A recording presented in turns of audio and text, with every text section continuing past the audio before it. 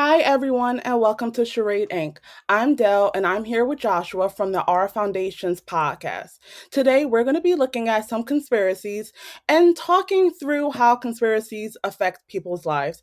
Hi, Joshua, and welcome to the welcome to the video. Can you tell us more about yourself and the Our Foundations podcast? Yeah, definitely. So, my show is the Our Foundations podcast, and I have gotten into some corruption and conspiracy on my show as well. It really covers the first season is all about the evolution of the systems that we live under, and that would be mainly the education system, governmental system, and the monetary system. And so, if you think of things like banks and politicians and things like that, there are plenty of stories of real conspiracy and corruption behind those. And so I've Absolutely. definitely gotten into that. But overall, my show is trying to really look at society and kind of better understand where we've come from, what's really going on, and where we may be headed. And I've approached that from many different angles, but that's the main gist of what I get at. Awesome. So, what is your overall opinion on conspiracies? Hmm. So in general, I would say that many conspiracies are very true, that history is full of conspiracy. That is the majority of history when you look, especially at the upper levels of different civilizations and kings and all that kind of stuff. So, on one hand, I would say that it is very good to be knowledgeable and aware that that kind of thing does go on. On the other hand, I would say that conspiracies can send you down a rabbit hole that leads you very far astray from the real world and what really goes on. And there are plenty that are not very relevant and that are not very true. So it definitely is a something you should be very careful about and use discernment about. Absolutely. So, we're going to jump into some of the most popular conspiracy theories. And I'm going to give a quick summary just for you guys, just in case you're not as familiar with these conspiracies. And then I'm going to give you a chance to jump in and let me know what you think about them. So, the first one is the conspiracy that 9/11 did not happen as it is commonly told. And this breaks down into several parts. So, one part is that the planning and execution of the September 11th attacks were not solely the responsibility of Al Qaeda and Osama bin Laden, and that there was some advanced knowledge on the part of the US government and possibly other international organizations that they knew the attacks were coming, they knew who was behind it. There's also sometimes tied into this is that the planes actually didn't hit the towers, that it was a controlled demolition that brought the towers down. And the structural failure was mostly due to impact and fire and the floors collapsing in on each other versus planes going in and then the building coming down. Another prominent belief in this is that the Pentagon was actually hit by a missile and not a plane, um, or that a commercial airliner was allowed to hit the Pentagon. They got a stand down order from the military, which then allowed it to enter into the Pentagon airspace, which is typically not allowed for those that don't know. And the motives that are typically tied to this conspiracy is that it was to justify additional wars in the Middle East, specifically against Afghanistan and Iraq, despite the fact that the US government uh, was public about the fact that Iraq had nothing to do with the September 11th attacks, but we did invade them nevertheless. And this was all done in order to advance geopolitical interests in the region, such as a plan to construct a natural gas pipeline in Afghanistan. And again, I'm just scratching the surface of the 9/11 conspiracies. That is just a brief summary. I definitely encourage everyone that wants to learn more about it and wants to learn the all the details for it to definitely go research. But I'm going to throw it to you, Joshua. What do you think about the conspiracy that the September 11th attacks were not as as we are told. I believe that it is fairly easy to prove and show that that statement is true, that 9/11 did not happen as the official narrative says that it happened. However, I would say that getting into some people say it's directed energy weapons that took down the buildings, or that there weren't any planes, or all these kinds of things, even the missile hitting the Pentagon, there is some evidence that might point to that, yes, but it is extremely difficult to prove, and there's not a lot to back that one up. And so a lot of those angles, I think, are not as profitable to look into.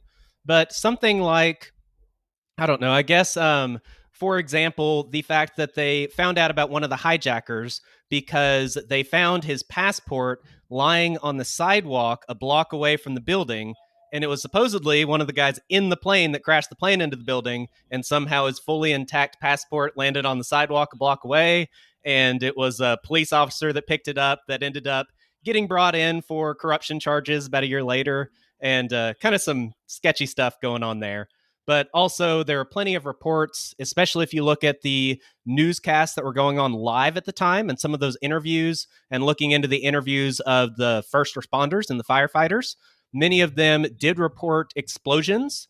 Many of them reported seeing and hearing things that sounded like demolition charges, and the buildings did appear to come down at a free fall rate, which I guess common sense and physics would say that if things started collapsing from the top, then the weight would have to crush the next level, and then the weight of that would crush the next one, and so on and so forth.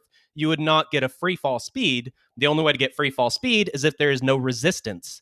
And you can't get no resistance from a plane crashing in the top of the building. You would have to have some of those supports taken out on the way down, which is how they demo a building in general. So, yes, I would say there are definitely signs of those things. Now, to be honest, I don't know, and I couldn't prove it, and most people can't. What I would point to is things like the fact that the majority of the hijackers got their passports to come into the country through Saudi Arabia, and specifically a consulate in Jeddah. And that was the same consulate that our CIA used to get fighters into Afghanistan to fight the Russians when we trained bin Laden and his crew. And that was something that we did, the CIA did, and funneled people through that consulate. And there was at least one whistleblower that came out and said that they were forced to approve passports. And it was someone in that exact office who approved those exact passports. So there's a lot of really sketchy stuff that's definitely going on there.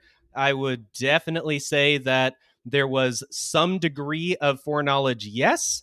There was at least some degree of maybe aid, I would say might be the strongest I could say for sure. And the way the buildings came down, there's something that is beyond uh, the typical explanation of just the planes crashing. Now, in my opinion, I believe they did crash, and I believe that did cause a lot of damage.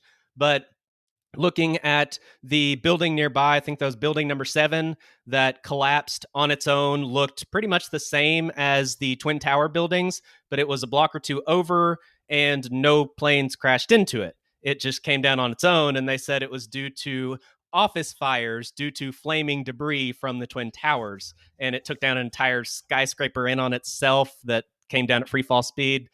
I mean, there's a lot of stuff there that just doesn't add up, but it is also difficult to say how, why, who. But I would say that there are definite connections to our government. You mentioned approving a commercial plane possibly to come into the Pentagon.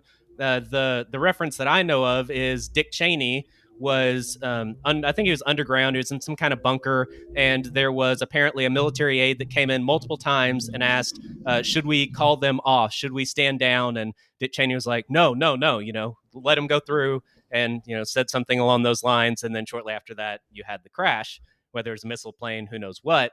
And so it's possible that that was something that was directed, but to me, there's not a lot of evidence there. I at least would say there is evidence that there was more to how the buildings came down than just the two planes, especially building number 7. And I would say that there is more to who got the blame. the news knew who was responsible for 9/11 within like a day or less, and the terrorist organization didn't come out and say, "Hey, we're the ones that did it," even though actually normally that does happen. But somehow the news knew right away, the government knew right away, the blame was all there. The Patriot Act had been written well before this happened. Joe Biden bragged about having a large role to play in writing the Patriot Act, and then it was these events were used as an excuse not only to enter the Middle East, which has been on the agenda for quite a while, but also to enact the Patriot Act. And if you think about it, before 9/11, most American citizens would have said that you are a conspiracy theorist if you believed that the government did or wanted to read your communications, your text messages, your emails, your phone calls, that kind of stuff. That's a conspiracy theory. They don't really do that. They would never do that. And then after 9/11, it was, oh, government, please read everybody's emails and text message to save us from the evil terrorists.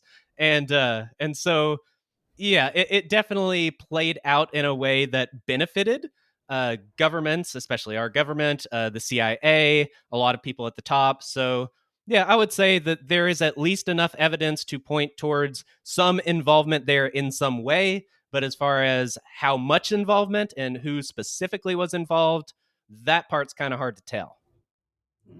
Yeah, and going back to your point about the Patriot Act, even after it was passed, people were still claiming that you were a conspiracy theorist if you were saying things like they know your exact communications. Because the common knowledge, so to speak, was, oh no, they just know that you called someone. And they just have the metadata for it. They don't have any specifics.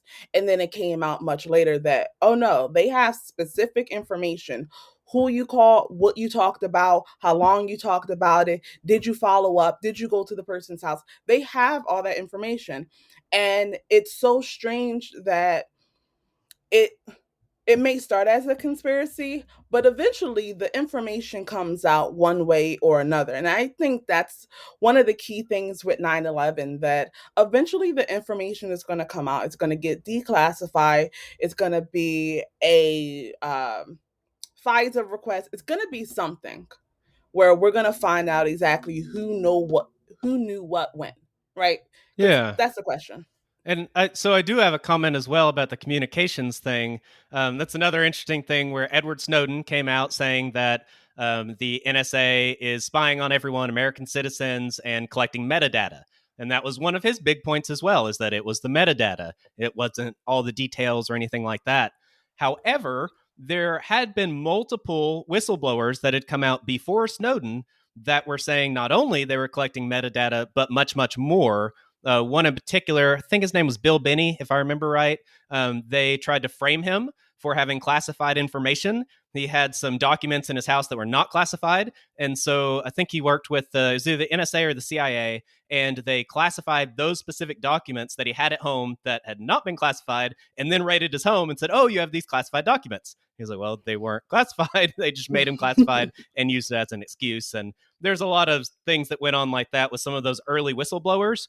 But pretty much everything that Edward Snowden came out with had already been out there, and it was actually even worse than Snowden said. And so some people would claim that Snowden was kind of a bit of a cover up where they purposefully let that information get out there to steer the public towards a truth that is not as jarring as the fact that they are reading all the specifics and everything else and had been doing so for a while. So that's an aspect.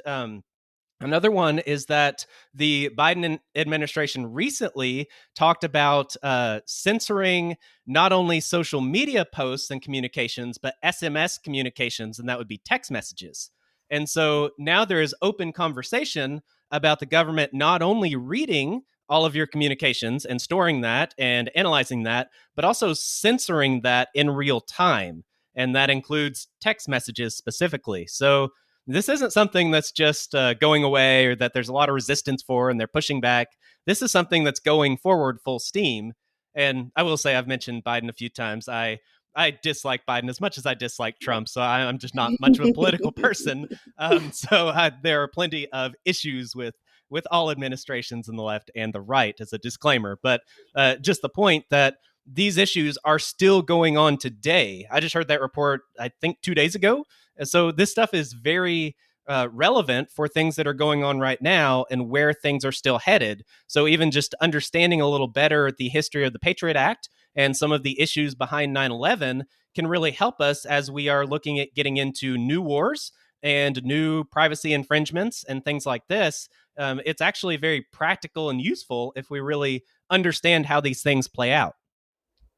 Absolutely. And that connects to our next theory because a lot of times theories might sound outlandish at first, and then you learn that they're actually doing something related to this. So the next one is that there is a high frequency active research program that is based in Alaska. And there's a couple of them throughout the country. I'm just pulling this one out as an example. And the supposed mission, the broadcast mission of it, is to study the atmosphere. Try to look as far as you can out into the distance of the atmosphere.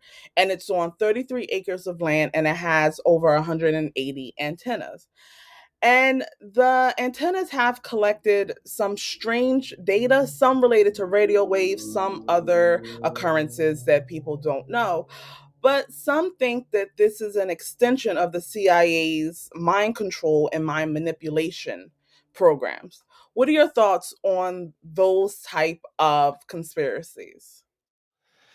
So I guess I would say I would not be surprised either way, to be honest. That one in particular, HARP, I guess is what you're talking about. There are a few components there, and they tie into everything from 5G to weather manipulation.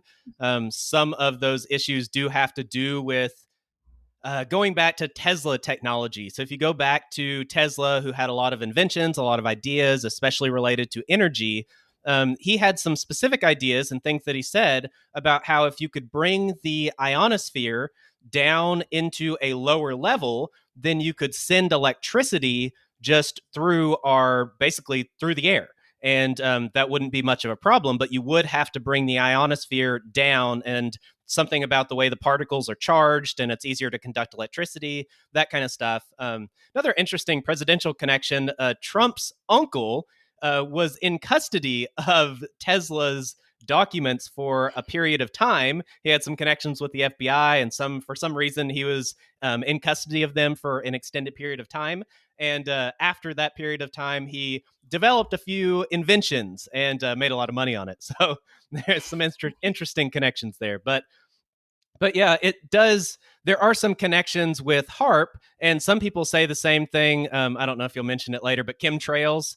Some people would say that that's dumping metals and other particles into the air and possibly bringing the ionosphere down and charging the atmosphere so that it's more conductive for wireless signals and that kind of stuff, 5G, all that.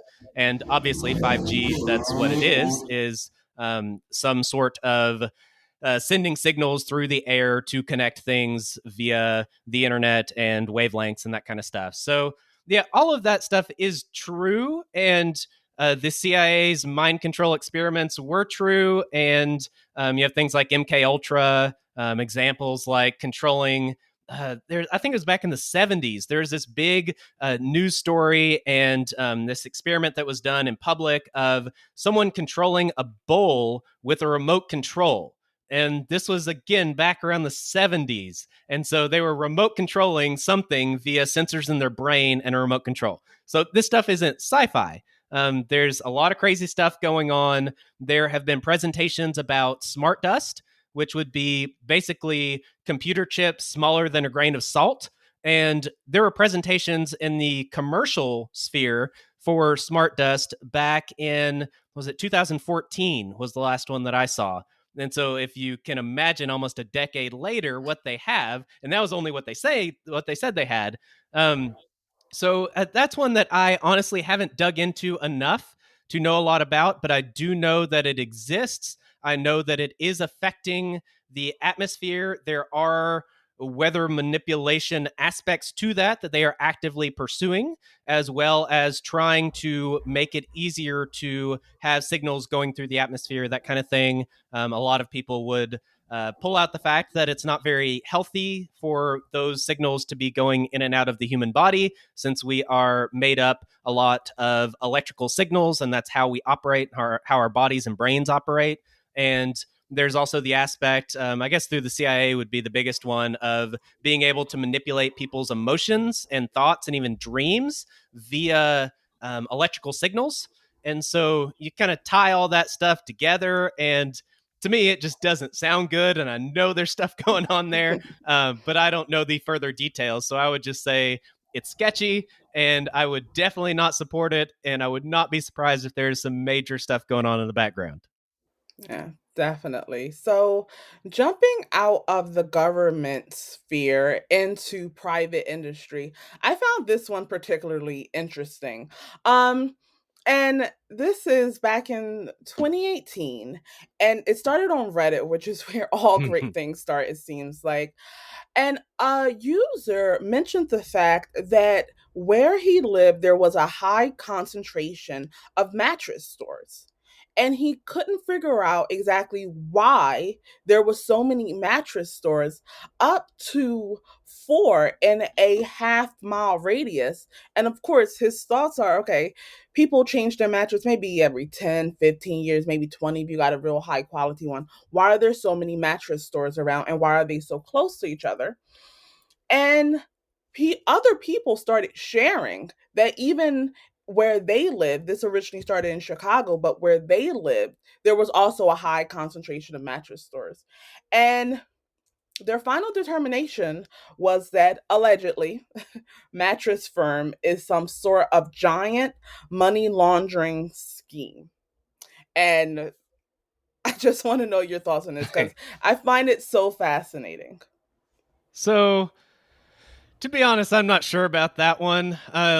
That takes us into the territory of ones that I view as a little more irrelevant, in the sense of it doesn't really affect society and us as individuals really all that much. Even if you say that's 100% true and it's some big money laundering operation, yeah, I mean, there's plenty of money laundering operations going on all around the world.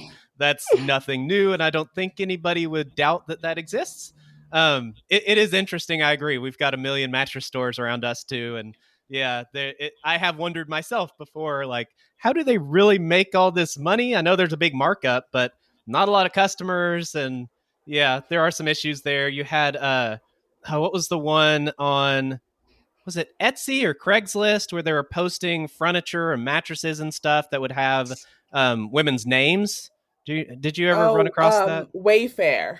Wayfair, that was it. And so that, to me, that's what it reminded me of, at least. But there are other examples like that, where on that one there were these items that should have gone for a much smaller amount and were going for like thousands of dollars more than they should have, and they all had a woman's name attached to them, in an odd way that didn't really make a lot of sense. And so a lot of people ended up making some connections to that possibly being sex trafficking, and that being done through Wayfair, the company, and possibly with or without their knowledge. I am not aware.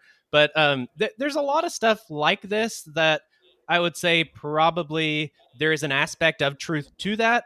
But I guess my big thing is the relevance of dedicating my time and attention and research and investigation into something that's just pure entertainment. I mean, there is a place for that. It's not bad. There's nothing wrong with it. But yeah, I'm much more focused on stuff that has more of an impact, I guess, on whether it be me or the country or the world. Things like a money laundering operations such as the art industry would be a little more interesting to me. The art industry is something that the CIA has used for decades, as well as the mafia, because you can have a piece of art, and the value of that piece of art is subjective. So you can have a $500 piece of art and pay $1 million for it and claim that that's legitimate. And that's a really easy way to launder money and move money around legally. And so there are a few things like that that are similar, that do happen, that are true. And yeah, I think that's something that is definitely something we should all be aware of, that does happen. But as far as spending too much time diving into those types of stories, could be a bit of a distraction. Absolutely. And these next two are typically tied together and probably had some of the biggest impacts on us as a country, us as a culture. I'm, of course, talking about the assassinations of Dr. Martin Luther King Jr. and President John F. Kennedy. So we're going to start with MLK. So on April 4th, 1968, Martin Luther King stepped out of his balcony in Memphis, Tennessee, and he was shot dead. And his killer was named as James Earl Ray. He was caught and pled guilty a year later. However, including many people, including King's own children, don't believe that he acted alone. And some believe that the FBI or the KKK were involved in the assassination and that Ray was framed or used as some sort of patsy for that. What are your thoughts on the MLK conspiracy theories? I would say that that would all be true as the minimum standard of what happened. You've got issues where the FBI was trying to get MLK to commit suicide and calling out a lot of his indiscretions in his personal life and basically trying to push him into killing himself. You have issues where the two main people that got him to go out on the balcony when he got assassinated, so I forget the second name. I think it's Jesse Jackson, and there's another high profile guy that was up there, and I forget who it was, but both of them later on ended up having connections to the FBI and the CIA. And so, as far as who encouraged him to step out there where he then got shot, there's some sketchy stuff associated with that as well. And they did have connections with government departments. Um, I would say that the KKK taking him out, although it's plausible, I would say it is highly unlikely that they would have done that and been able to do that on their own. More than likely, I would say it's like a lot of modern domestic terrorist events that do happen.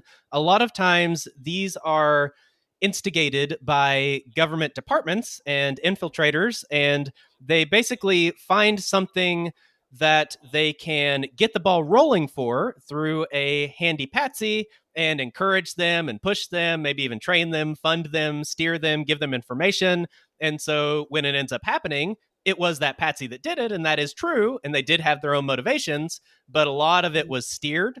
And that makes it really hard to prove and hard to make connections. You could look at our earlier example, the one with bin Laden and Al Qaeda and 9/11 and the terrorists involved with that. I fully believe that there were Middle Eastern terrorists involved with the attack on 9/11. I also know for a fact that our CIA and our government were highly integrated with those exact terrorists. We had trained them, we had funded them, we used them in the Middle East to commit domestic acts of terror against regimes that we didn't agree with. And so to me, there's a very high likelihood that they were steered into that position and probably helped along the things like the passports. And if you get into how the pilots and the hijackers were trained, some of that happened on US soil, and there were some odd connections with both the FBI and the CIA. So I would say probably a similar thing with MLK, where the government definitely did not like what he was doing. There were plenty that wanted him either totally shut down, but ideally killed. And even though that meant he would be a martyr, they probably thought that that would be less of an issue than him continuing to be alive. You had other examples of people using his strategy, and it's one I really like, of a peaceful strategy against the system without actively attacking it, so to say. And so that's one that you could go back to the Bible and look at Jesus and the disciples, where they were very against the Roman culture. They were very against the Jewish church at the time, but they didn't actively attack either one. But in the end, even though most of them were executed, Christianity took over the Western world. And you could look at someone like Gandhi as another example, where Gandhi did not actively fight the government. He didn't start protests that were violent and trying to start an armed resistance or anything like that. He started with very peaceful means that were acts of resistance, but they were not directly attacking the system, so to say. And MLK had a lot of similar strategies where he would make speeches, there would be marches, there would be sit-ins, there were a lot of these things that was protest, yes, and that was going against and retaliating the system, so to say, but it wasn't a direct attack. And that is something that can win the hearts and minds of all of the people. It can be very effective. It is shown to be very effective throughout history. And when you have a very charismatic person that is dedicated to following that strategy and has people around him that are also dedicated to that, that can be the start of a movement that really takes hold and takes over. And I would say more than likely, the powers that shouldn't be, whichever ones that were involved in this, probably could not allow that to happen, because then they would lose a lot of control and they wouldn't be able to steer things like the civil rights movement. And there are definite connections with the civil rights movement getting steered and funded from behind the scenes by government organizations. And again, not that the civil rights movement is a bad thing. You know, racism is a very bad thing, and the civil rights movement in general was a very good thing. But most of these movements, just like current movements, do have a lot of influence behind the scenes that kind of steer them away from some aspects and steer them towards others. And typically, the results in the end up with the elites being in a better position and the common man being in a worse position. And so, or at least worse than they would have been if they would have pursued a different strategy like MLK's. So I guess that's my stance. I have zero doubt that there is corruption and conspiracy behind that assassination, and I would definitely connect it to our government in some way. Absolutely. Yeah, that's one that I definitely agree with. It's just it was too perfect for them. Too just neatly wrapped up a present for you, MLK is dead. And you're telling me that you had nothing to do with it. I don't believe in that big of a coincidence. No. And and the same goes for the next one, which is President John F. Kennedy. So, on November 22nd, 1963, John F. Kennedy was in a motorcade in Dallas, Texas, and he was struck by two bullets. Lee Harvey Oswald was arrested for the assassination, and 2 days later, he was murdered on live television. The Warren Commission was created to investigate the assassination, and they concluded that Oswald acted alone. However, some people believe that there is more to the story. There are theories that the CIA hired Oswald because of the president's reactions to communism, the Bay of Pigs invasion. There was talk of JFK wanting to dissolve the CIA as well. Others believe that the mafia, Cuba, or the Soviet Union were involved in the assassination. There's also the connection with the magic bullet theory as well. What are your thoughts on the assassination of John F. Kennedy? So I guess they would be fairly similar. And I would say that there is plenty to pursue in the physical evidence of the angle that he was shot from, the type of gun that was used, all of these types of things, why his motorcade was going there and at that speed, which it shouldn't have been, why certain people were there to protect him and it wasn't the normal people who got called off. There's just a lot of stuff that was going on as well. But beyond that, my view for this one sticks more from a macro perspective, a more broad view, because, like you said, Kennedy was not a big fan of the CIA and did want to dissolve the CIA. He wanted to, at a minimum, audit the Federal Reserve, which probably would have led to dissolving the Federal Reserve as well. He was totally against invading Cuba at first, and he was also against the Vietnam War. He was basically against a lot of these initiatives that the powers that be wanted to happen. There is a good example, especially for Cuba, of a project, and I don't remember off the top of my head what the name of it was, but there was this project that was proposed for starting a war with Cuba. And what was involved in this was for us to create basically a Cuban fighter plane.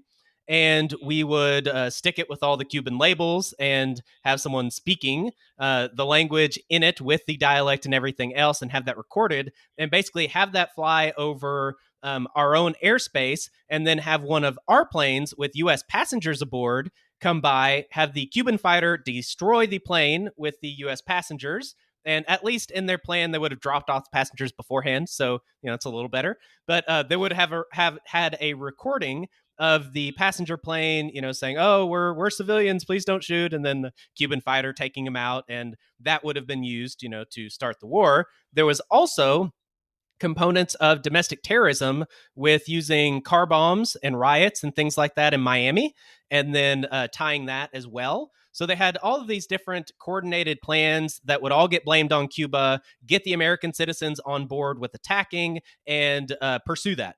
And that plan made it through the Department of Defense, the CIA, all the way up to Kennedy. And he was the last person that had to sign off on it, and he said no. And so they didn't make a lot of friends with that. And that also should give you some insight in how wars have been started in modern history. A lot of them are very similar to that. And so he was not liked by, I guess, what some people now would call the deep state, or the unelected people that have a lot of power behind the scenes in politics, especially. But a lot of people do say that that was the takeover of the US government by the CIA and the connected parties.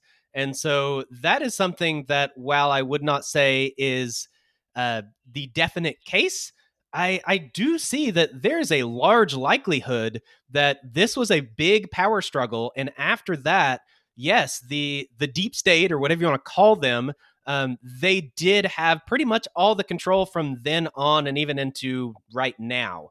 And that is through Democrat and Republican presidents. And yeah, it's not a political thing. It's an issue of control and influence behind the scenes. They don't really care which side they use. You also had, so there's an investigation on the nonprofit foundations. Around this period in time. And one of the things that they did find when they were investigating the Rockefeller Foundation, the Carnegie Foundation, and the Ford Foundation in particular, there was a plan, I believe it was the Ford Foundation guy, that admitted to the investigator, the government investigator, in a congressional investigation, and said that the plan was to merge the Soviet communist system with the American system and have one unified, more global system that meshed the two together with communism and capitalism. And that was the goal. And that these foundations were pushing towards it, and they were getting their orders from Washington. And so there are definitely some connections there. And when you see that Kennedy was against meshing with that communist system, there are a lot of places where he was really going against the grain. And one of the things that really stands out to me personally, and this would be more of a personal conjecture, but it would be that the Kennedy family was in line to be probably the most dominant political dynasty in modern history. And that was pretty much locked up. Like, he had that, especially if he would have been able to get rid of the CIA and the Federal Reserve. Then he would have had, him and his family would have had all of this power. They would have had all of it under control. And while I do agree with getting rid of the CIA and the Federal Reserve and a lot of the stuff he wanted to do, my guess is that he wouldn't have been, this benevolent ruler doing what's good for the common man. He probably would have started his own version of the CIA and his own version of the Federal Reserve. But that would have been the next major, even global dynasty family, similar to something like maybe the Rockefellers, or in more modern times, you could say possibly the Clintons, and people like this that are just big power families. The royal family definitely would be an old school one. And the Kennedys had a good chance of that. And they even have a lot of power and influence now compared to what you would think. But a lot of them were assassinated and died under interesting circumstances. And that never came to be. And instead, you had kind of a shift in who was in control of the US government and where things were headed from that point on. And in my view, that's not a good thing. And in my view, yes, there were definite pushes by factors within the US government, definitely without a doubt. I would not be surprised at all, though, if they did also use people like the Soviets or the mob. You know, they all had things against Kennedy as well. And again, it would make a lot of sense, like the 9/11 example in MLK. You use a patsy that does have beef with the person you're assassinating. And that way, if those connections are tied together, at least it points towards someone else. And so that would be my guess. But I think the main thing was to stop Kennedy from starting this dynasty and shifting the trend that the US was going towards, and instead shifting that into something that was more in line with this meshing of capitalism and communism. And I would say in modern times, that's technocracy. And that's kind of what we have today in a sense. It's getting tested out in China and imported here. And so that's where we were headed even back then. Absolutely. And the final one is definitely probably the most modern conspiracy to come up, aside from COVID conspiracies, and that is the QAnon conspiracy. So, for those that don't know, the basic framework of the QAnon conspiracy is that a pedophilic cabal is in control of the country, and it is the Democrats that are the pedophiles, along with major celebrities and other people that tend to align with the more left wing agenda, such as Bill Gates, as one example. Um, and tied to the QAnon conspiracy is that Donald Trump did not lose the 2020 election to Joe Biden, and that it was stolen. Votes were changed, has been one component. Extra ballots were added. And it is sometimes tied to COVID, that COVID was used to cover up or as a way to change laws in order to benefit Democrats, specifically Joe Biden, at the ballot box. What are your thoughts on these QAnon conspiracies?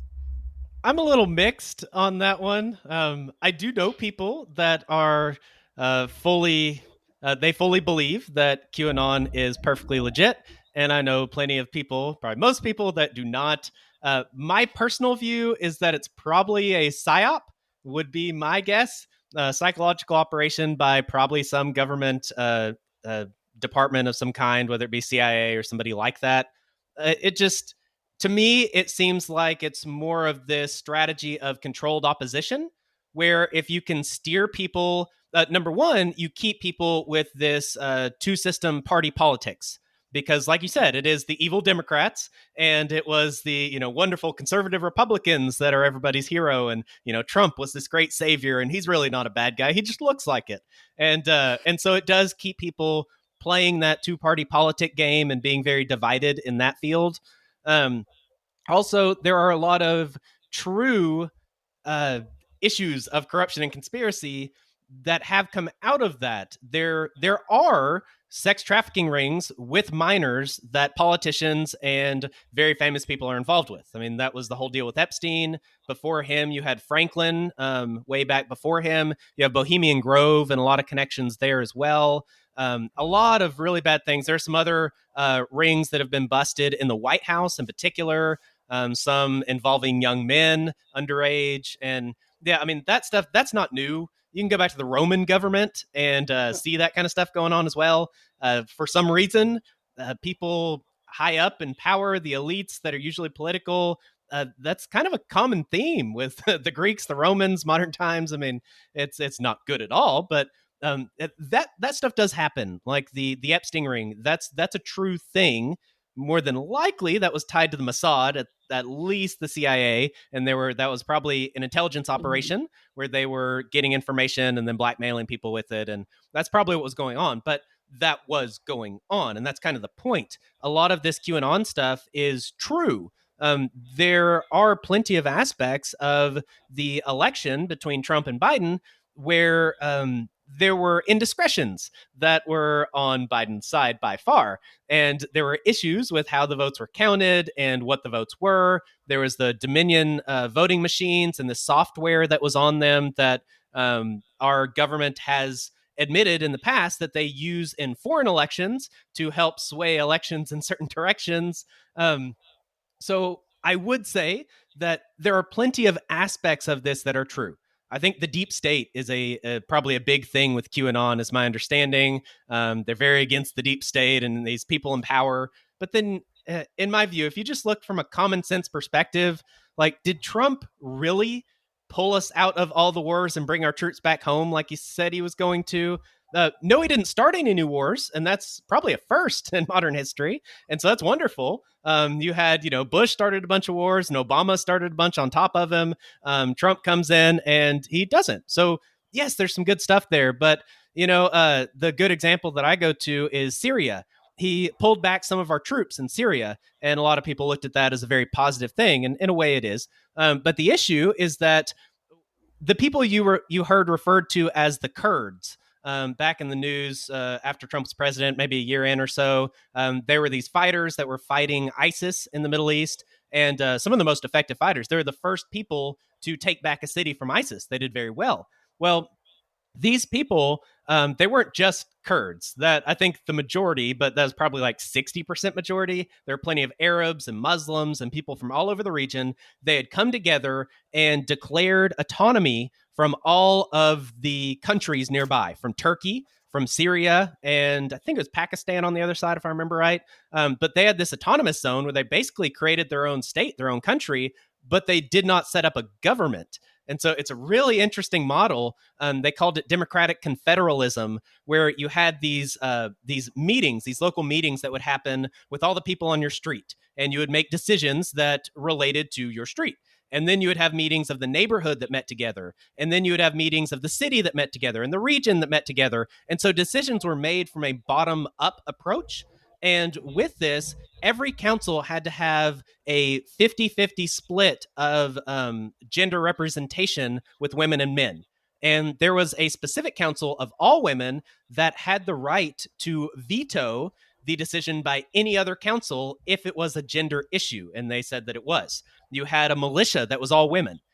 So you have this system where there is no government, so to say, the way that we think of it. There is pure democracy. There is cooperation. You have gender equality. I mean, you have all these things in the middle of the Middle East. This is like Syria, Turkey, Pakistan. Like, these aren't good places, especially for women, especially, and religious minorities.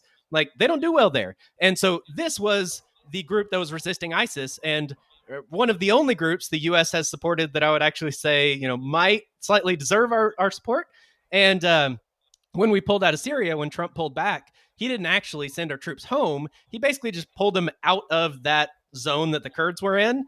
And Rojava was the name of the autonomous zone. And so he pulled our troops out of that area after negotiating with Turkey, and doing this negotiation where the Kurds would lower a lot of their defenses as like this stance of saying, oh, yeah, we want peace with Turkey. And then after they lowered their defenses, the U.S. pulls back all of their troops suddenly, and Turkey invades. And so, I don't praise Trump for that, and I can't. And there's a lot of other things, like him putting in Podesta and, all these people that he had in his cabinet and he was associated with. I mean, they were the same people that the QAnon folks would say are the deep state. So why in the world is Trump bringing in the deep state onto his cabinet to fight the deep state? Like, it doesn't make sense. And so I guess for my personal opinion, I would say that QAnon is controlled opposition, where they can take people that are anti-government, that are against maybe the liberal agenda, so to say, the progressive agenda, and people that would normally be calling out corruption and actually be willing to do something about it. And they're gathering all these people into one group, and that would kind of be the QAnon group.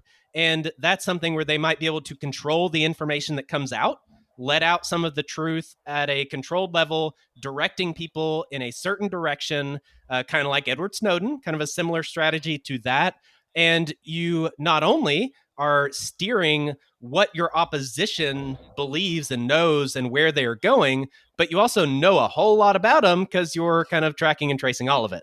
And so it's a way to allow opposition and allow having an enemy, because you can't get around that, but actually controlling it and steering it in a way. And that would be my guess for QAnon, that even though a lot of the specific stories and issues are true, there are conspiracies and corruption that QAnon has brought out that are 100% true, and other things that are true in general, even if I don't know what the specific stories are. But as far as the movement as a whole, my guess is it's a psyop to do controlled opposition. Mm.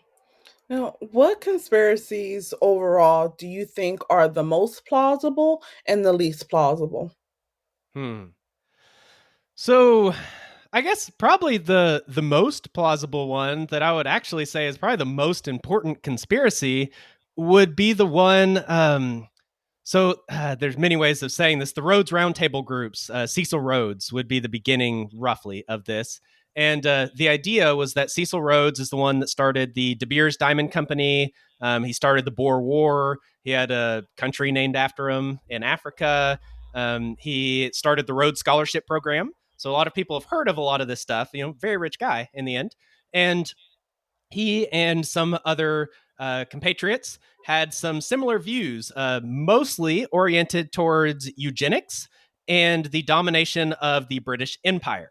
And so, what they believed is that the American state should merge again with Britain and that they should dominate the world and that it should be the white Western world of the elite class that should rule everything, rule the globe. And that was their mission, is to make that happen. And in Cecil Rhodes' last will and testament, there were multiples of them, but in that he set aside pretty much all of his fortune towards making this happen. The Rhodes Scholarship was part of this, and the strategy was to get the best and the brightest all around the world and basically train them to have the world view that was in line with their objectives. And then these would be the people that would be running corporations and ruling countries and having influential positions in the media, these kinds of things. And the way they organized themselves was as a secret society, so to say. And that's what Cecil Rhodes said he wanted. He wanted his money to go towards creating this secret society. The Society of the Elect is the one name that I've come across a few times. And the idea here is that it was modeled after the Jesuits. And he said it would be circles within circles. So you'd have this inner circle of just a handful of people. And on that list were people like the Rockefellers, the Rothschilds, people like this, direct associates with Cecil Rhodes, like Lord Milner, and some people that would be very recognized in the UK, at least, probably not so much in America. But a lot of highly influential people, that was the inner circle. And we do have the names for that. And then there were these outer rings. And the ring outside of that was more people, but they didn't necessarily know that there was an inner ring that was running things. They thought they were the ring. And then the same would be true as it went out and out. And one of the roundtable groups that your listeners may be familiar with was one in America, and they ended up changing the name of it to the oh, now I'm blanking on the name, the CFR, the Council on Foreign Relations. And that is currently a very highly influential segment of our U.S. government that is not actually part of our U.S. government, but does largely determine our foreign policy and what direction our government goes. You've got a similar one with the Trilateral Commission. Both of those started by David Rockefeller, who was a member of the Society of the Elect, and a lot of ties with eugenics, especially, was a big push. And it later came kind of shifted from merging the UK and America and having the UK run things to basically having the American empire run things. But basically the same thing, that the white Western world should run everything. And, that was their goal. And so, yes, you've got people like the Rothschilds, the Rockefellers, the Ford Foundation, like all of these sketchy connections. And they did have a lot of influence. It is recorded. You can read like Cecil Rhodes' Will and Testament. That's actually written. There's a book called Tragedy and Hope by Carol Quigley. Carol Quigley was the mentor to Bill Clinton. And he gave thanks to Carol Quigley for his mentorship in his acceptance speech when he became president. And Carol Quigley came out and wrote this book about this society. And he said that they brought him in. He's a highly recognized historian, has taught at all kinds of prestigious universities, and still did even after he wrote this book and published it. But he said that they brought him in as a historian to look over all of their documents, this Society of the Elect. And he looked over all of those and reviewed their whole history and wrote down a history for them. And that's what he was basically hired to do and brought in for. And he said that he didn't necessarily oppose their beliefs, but he opposed the idea that they should be kept secret. He said that they have so much power, they've had so much influence, just let the world know. It's like, what are they going to do about it? And that's just the way it is. And so he published this book, Tragedy and Hope, that kind of lays out all of this and lays out names, dates, kind of how everything played out and all of these connections. He later wrote one, The Anglo American Establishment, that basically calls out the same story. And yeah, it's like the information is all there, written by the people involved, and government investigations to back that up in many different cases, and a 100% provable conspiracy that actually still has a lot of influence over, the American empire, the number one country in the world. So I would say that's one that's probably the most important, as well as the most provable, that I would definitely say is 100% true and can be proven in many, many different ways. Absolutely. And what about the lease? Probably the least would be the alien narrative, I would say, and that's something that very well might get amped up.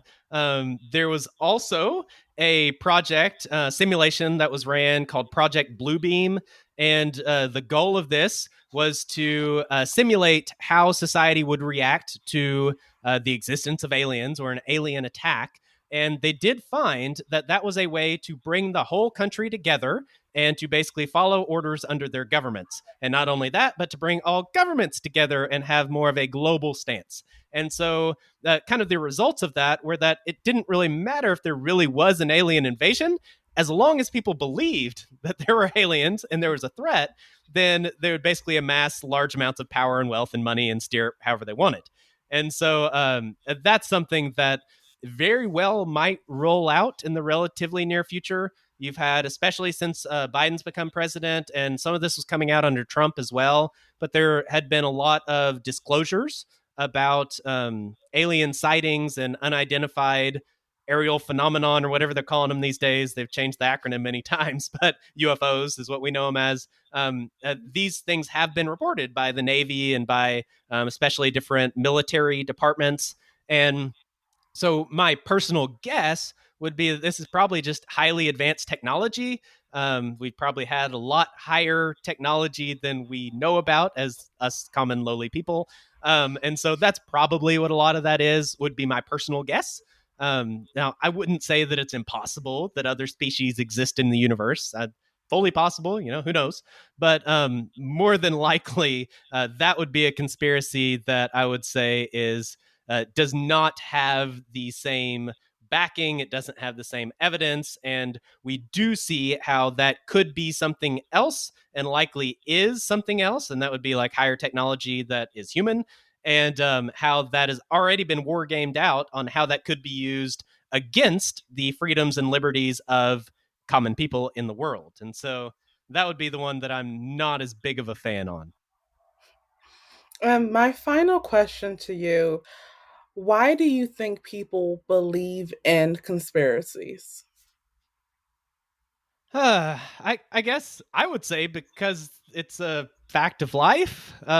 That's just a thing that happens. It happens even just in personal relationships where you have different friends that want different things, and they might coordinate with other friends to make something happen. Even if it's something as simple as where you're going to go to eat. Well, say I want to go somewhere to eat, but I know my friend Bob doesn't want to go to that place, but my friend Stacy, I could probably convince her if I wanted to. So if I talk to her ahead of time and get her on board with this one place that has, maybe amazing nachos, and I can convince her, then, through this conspiracy that we committed, we end up, out of the three of us, choosing to go to the place I want to go to. And so I mean, it's just at a very basic level, that kind of stuff does happen. All conspiracy is getting together without the knowledge of other parties to make something happen. That's what modern government is, to be honest.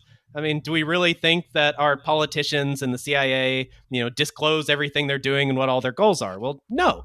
Even they themselves say that, no, we don't do that. Why would we? That's dumb. Like, that wouldn't work out very well. We can't just tell everybody what we're doing. So there's conspiracy. And, we've had evidence over and over and over again, like a lot of the things we've talked about on this episode, as well as going all the way back. You can go back to the Greeks, you can go back to the Romans, you can go back to just about any civilization throughout history. And that's generally how kings would switch from one to the next. There'd be some conspiracy, and you'd have some regime that would get overthrown, or some person that get assassinated, or some son that would kill off all of his brothers, so he would be the one that would inherit the throne. These kinds of things they're just the way the world works, unfortunately. And so I would say that people are predisposed to believe them because they are true. And I would just say that because conspiracy is a true fact of life. The problem, in my opinion, is that when people are predisposed to believing conspiracies, it's not like people with influence behind the scenes don't know this. And so if you have people with influence behind the scenes that want the public to believe a certain thing or want the public to behave in a certain way, well, that gives them a very good tool if they can, tease the public with this conspiracy and this act of corruption and calling out this one person. And if they do this, then they can steer the public towards something because they're already predisposed to believe conspiracies. And so it can be a tool on both sides. And it's something that I think is true, but also dangerous. Absolutely. And I think one thing about conspiracies is I always break them into two categories. You have the conspiracies where even if I take everything at face value, they're harmful, right? I look at anti vax conspiracies with that lens of, okay, I'm listening to you, but what you're saying is harmful if people actually follow your advice. Anti AIDS conspiracies or AIDS denialism conspiracies also. But there's also other conspiracies where I'm just like, you know what? This is just what the government did, and whether you want to be a prop for the government or not, you have to accept the truth of that's what happened. Then you do kind of have a third category of just like whatever conspiracies that don't really hurt anyone, but also aren't really relevant, like the flat earth conspiracies, fake moon landing conspiracies. So it's all in this big pile. And sometimes people conflate the completely ridiculous or harmful conspiracies with things that actually happen. Yeah, definitely. And I would say that, so like you brought up a really good example, the vaccine issue.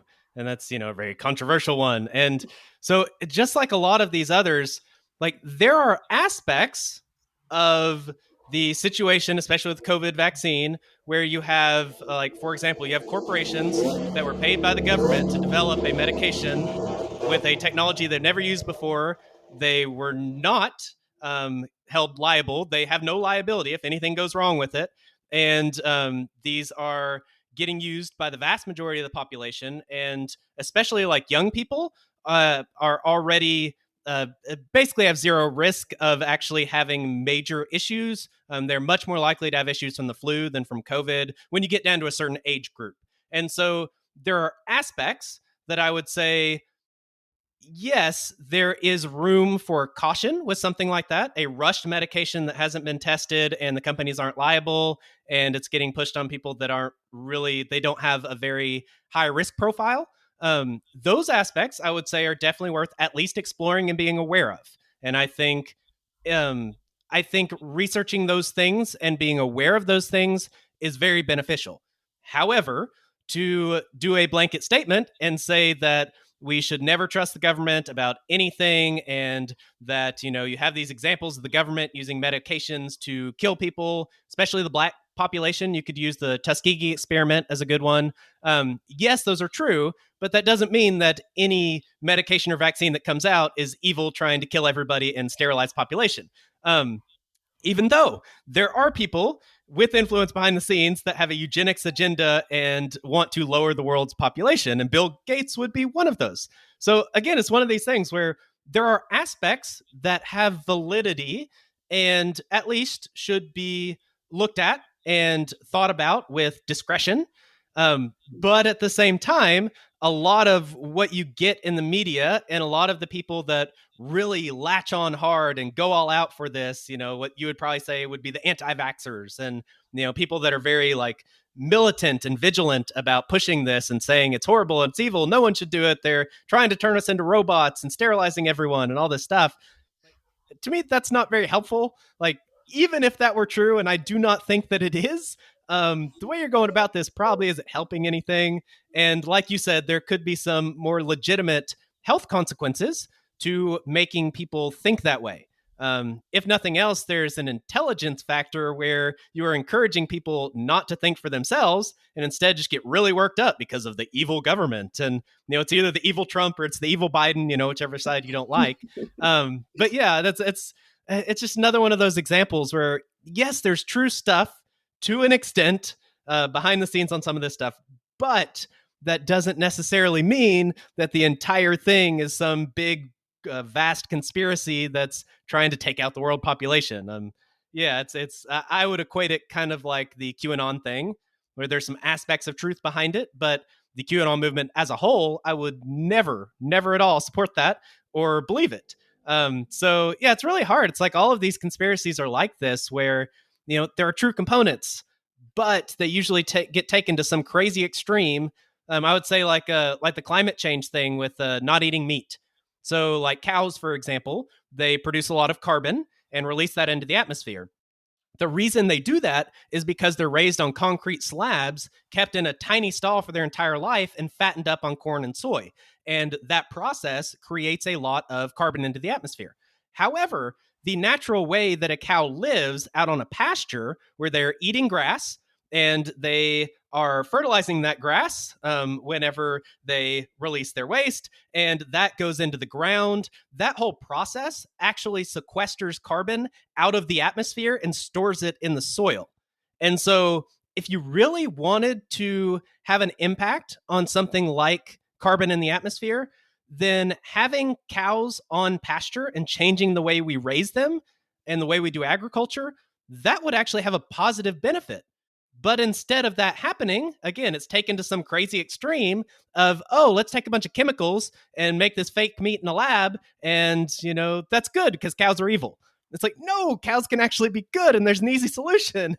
But they're not doing that. And so it's like, yes, I'm all for taking care of the planet. I think that's a wonderful thing and we all should be participating in that. However, a lot of the environmentalist movement has been shifted towards these things that in a way are irrational and don't really make a lot of sense and don't really steer us towards a beneficial outcome. So it's kind of hard. There's this, again, there's this truth, but then there's this extreme version of what happens. And usually people behind the scenes that are benefiting from that extreme view. Absolutely. And that's where we'll leave you. Thank you so much for chatting with me, Joshua. Make sure you check out our foundation's podcast. I'm going to have a link to it below, as well as any of Joshua's other links. So make sure that you check them out and support it. Thank you again for chatting with me, everyone. I'll see you in the next video.